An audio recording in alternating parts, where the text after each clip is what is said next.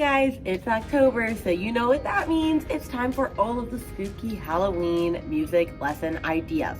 If you're anything like me, then basically all of October is free game to do Halloween stuff in your classroom.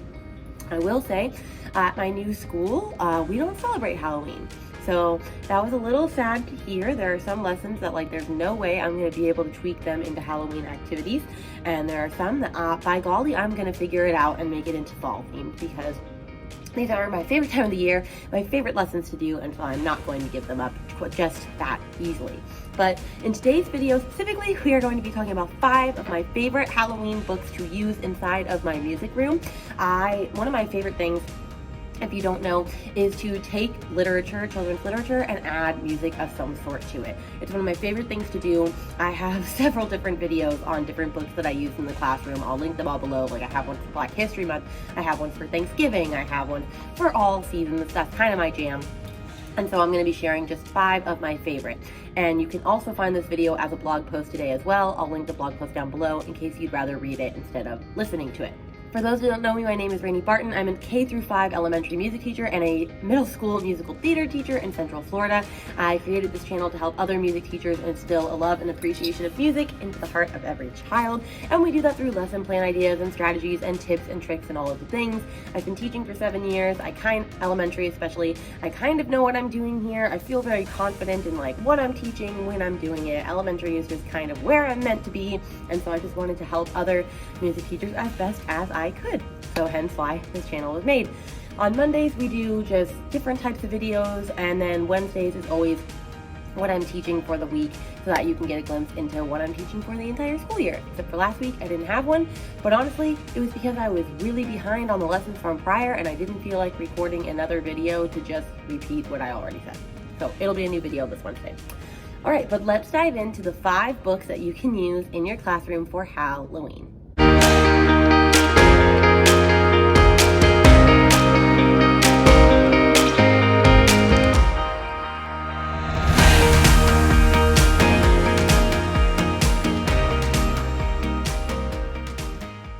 Going to do a small disclaimer before I get started. All 5 of these you can buy in my Halloween music activities book bundle. I have them all bundled together. I will link that down below and show a picture up here. You can get all 5 of these together. You can get all 5 of these separate. They're each their own TBT product. I'm not going to say that every single time. I'm just going to say that now and probably at the end. They're all in a bundle. If you hear any of these and you like them and you want to buy them, you can buy them separate or together. Of course, you'll get a discount if you get them all together.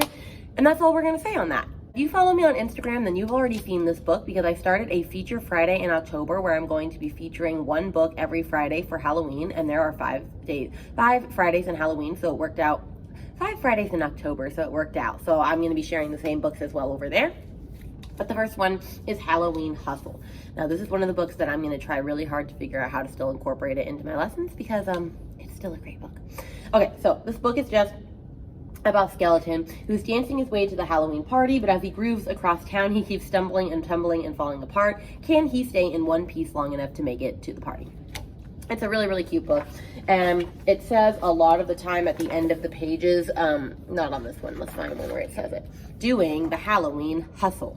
And so every time it says Halloween Hustle, I teach this fun little chant that I learned. I don't even remember where I learned it, but it was a long, long time ago. And I learned this body percussion for it. It goes, Slim Jim Skeleton went to a dance. He met Skinny Minnie and they had a romance. Skeletons may not have a soul, but they can shake, they can rattle, they can rock and roll.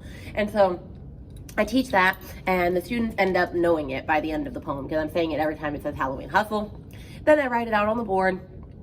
I go over each piece of percussion one at a time, so I'll just only do for the first time I do it, and I'll say, what words did I do it on? And they learn that, and then we learn the snaps, and then we learn the claps, and then we learn the stomps. And then once they know all the body percussion and they can say it all without me, I then start to take words away. So instead of saying Slim Jim Skeleton, they'd have to go Slim Jim went to a, he met, and they had a and they have to be able to do it without the body percussion. And then finally, once they've got all of that, we turn it into instruments, and so I do unpitched percussion instruments, and skeleton will be like wood blocks, and the snaps will be like triangle, whatever instruments you want to use. I don't really pick for that. But then that way, it's a fun little like speech piece for them to do and also transfer it to instruments. I do this with 3rd through 5th grade. I think it's a little too advanced for my 2nd grade babies. But my kids absolutely love it. They have a lot of fun with it. They think the poem is great. They love the story. And then at the end, we do the hustle because it's called Halloween Hustle. So you might as well teach them how to do the hustle. And I would show you how to do the hustle right now, but Miss Barton has forgotten. So I need to remember how to do it. And then we will move on from there. But just look up how to do the hustle, and I promise you'll find it. In fact, I think that's what I did to do it. I actually show them the how to do the hustle video. But it's super fun, and my kids love this lesson, so go and try it with your students. The next one that I do with my students is called The Very Busy Spider by Eric Carle. I love this book so very much. It's one of my favorite books, and I will say, I also learned this song forever ago, but there was no notation with it, and I don't remember where I learned it from, but it's called The Very Busy Spider. And so basically this is just about a book where the wind flew a spider across the field and he keeps spinning his web and all these animals keep asking him to do stuff, which I like this lift the flap one. So this one says like, oink oink, rented the pig, wanna roll in the mud. And the spider says the same thing every time. And so we made it into a song. It goes like this. The spider didn't answer, the spider didn't answer. She was very busy spinning her web. And so we just keep saying that every single time. It'll be the same thing. The spider didn't answer every single time. And then at the very, very end, it says the owl asks who built this beautiful web, and it says she had fallen asleep. So we change it to she was very busy falling asleep. It had been a very, very busy day. And that's how that ends. And so what we do with this book is I just teach a fun, simple Bourdain pattern to it on, I believe it's E and B, I believe. Yes, and it's just going back and forth going. So I have the students practicing on their laps going,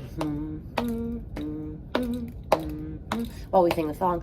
The spider didn't answer, the spider didn't answer. She was very busy spinning her web. And then that's all that it is. And so I'll have half the kids playing that on instruments, and then the other half, they have this spider web, like, you know, that webbing material you can buy from like John Fabrics or things, and there'll be a spider in it, and they just get to have fun moving the spider all around the web during the song. And then I'll have the kids switch jobs like halfway through the book once we've done like half of the animals, and they have a really great time with that.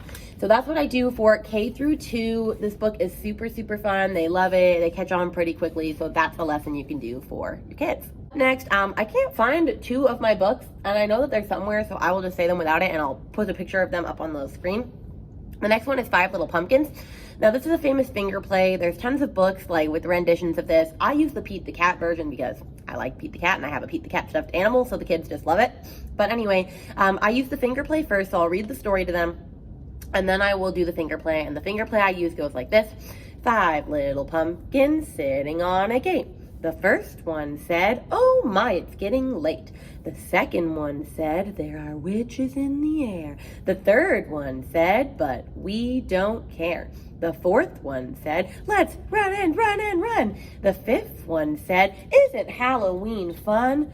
Whoo, whoo, went the wind and out went the lights. And the 5 little pumpkins rolled out of sight.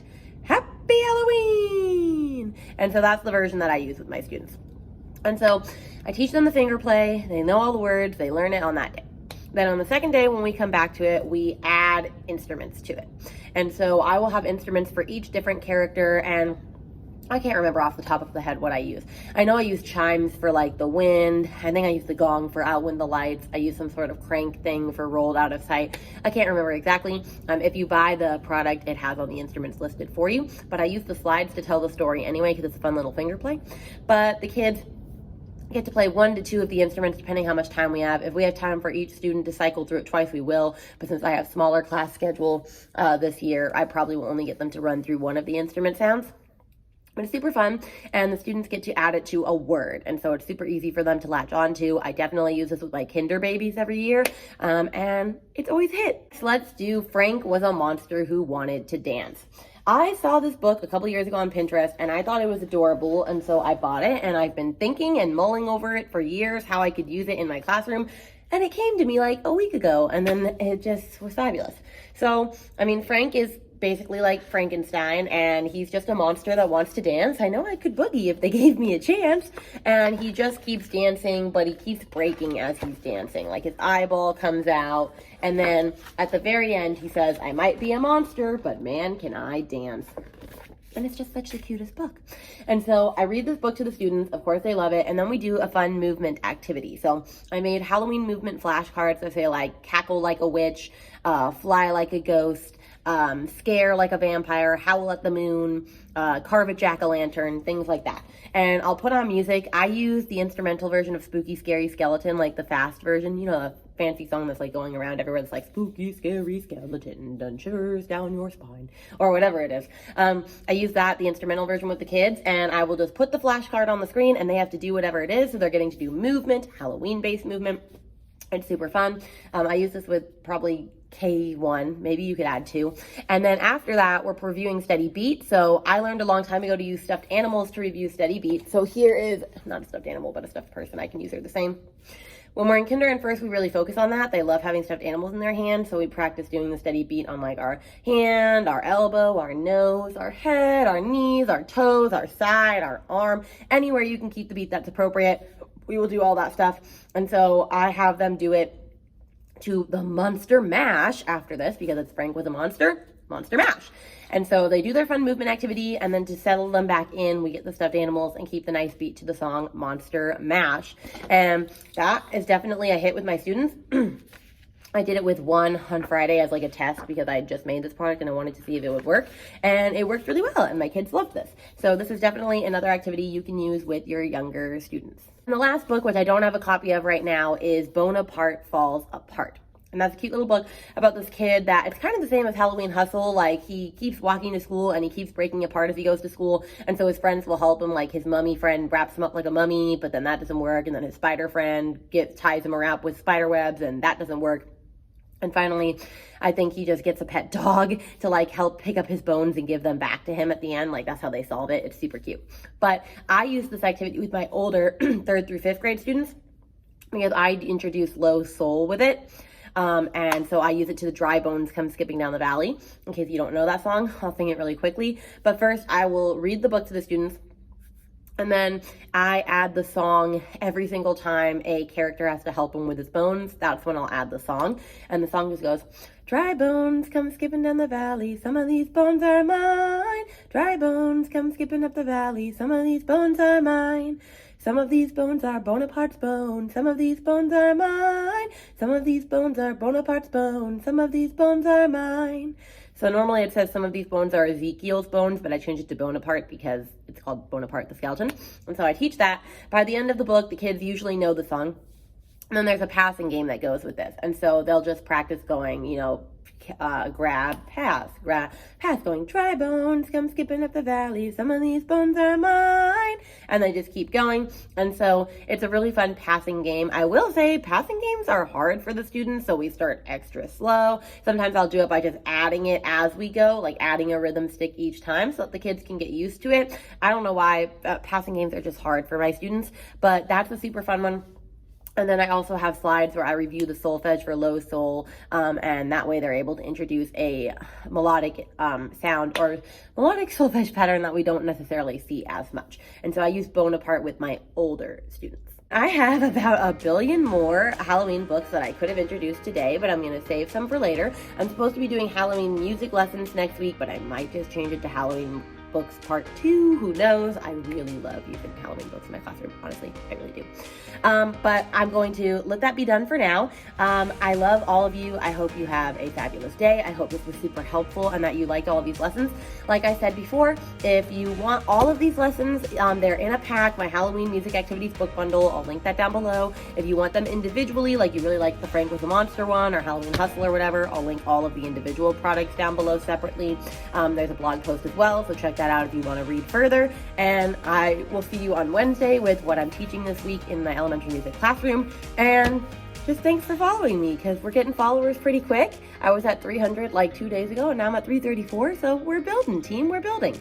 All right. Love you all, and I'll see you on Wednesday. Bye.